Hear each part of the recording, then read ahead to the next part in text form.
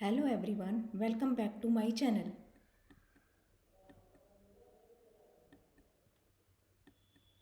Today we will solve question from the chapter Dissolution of a Partnership Form.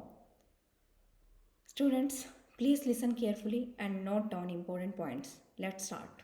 Pass the necessary journal entries for the following cases on the dissolution of a partnership form of X, Y, A and B.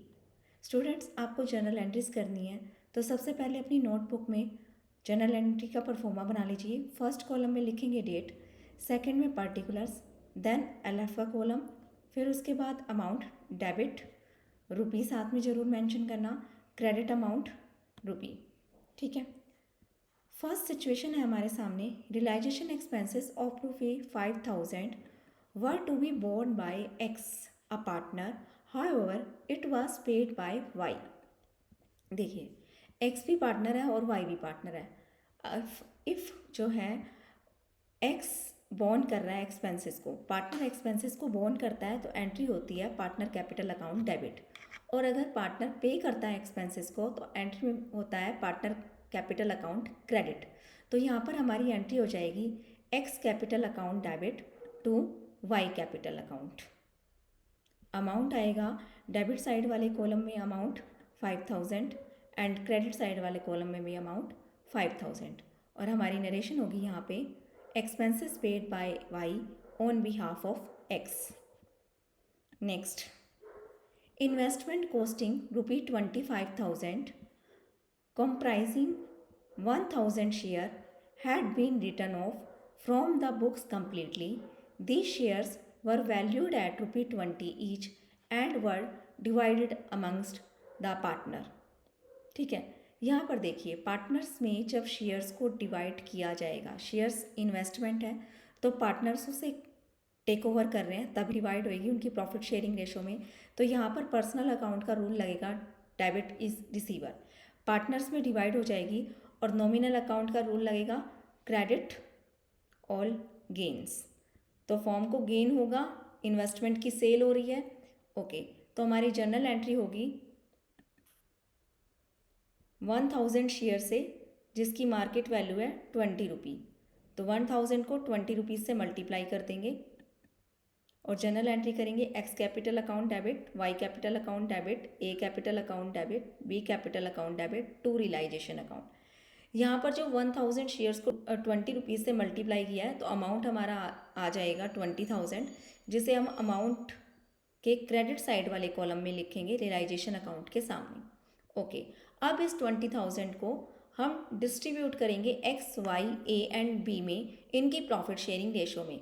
Question में हमें profit sharing ratio given नहीं है, जब profit sharing ratio given ना हो तो हम equal ratio में डिस्ट्रीब्यूट करते हैं। तो यहाँ पर हमारी रेशो हो जाएगी 1:1:1:1:1, 1+1+1+1, 4 पार्टनर्स है, टोटल आ गया हमारा 4।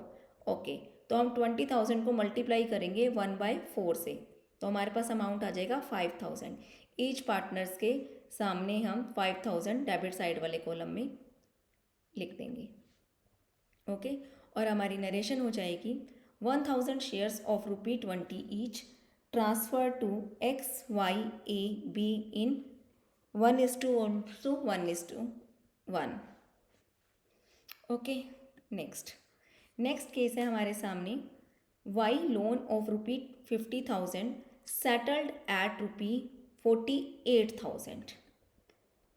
वाई का लोन तो है 50,000 का जिसे सेटल किया जा रहा है 48,000 में।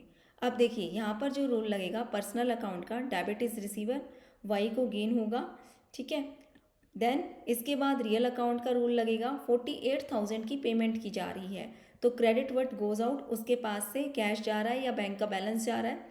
एंड यहाँ पर देखिए डेबिट तो होंगे हमारे 50,000 रुपीज़ और क्रेडिट होंगे हमारे 48,000 रुपीज़। तो नॉमिनल अकाउंट का और रूल लगेगा क्रेडिट ऑल गेन्स। फॉर्म को 50,000 की को पे करना था लेकिन उसे 48,000 पे करने पड़े तो उसे 2,000 रुपये का गेन हो जाएगा। तो यहाँ पर हमारी एंट्री हो जाएगी Y loan account debit to bank account to realisation account.